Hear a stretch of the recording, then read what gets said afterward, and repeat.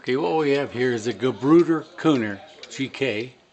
The movement's all solid brass, and as near as I can figure, this Black Forest book puts it around 1865 to 1875.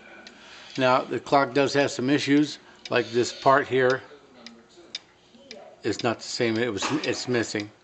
I don't think these are original finials, but they're on here. The weights look right. The pendulum is not has been changed, so they must have lost the original.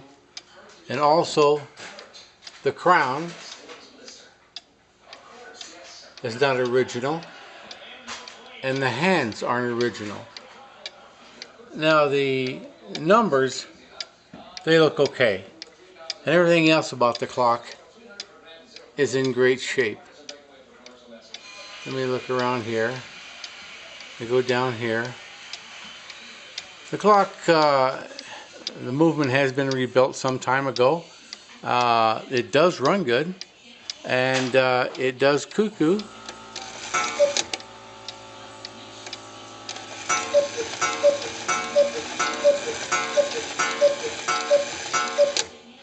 So everything does work.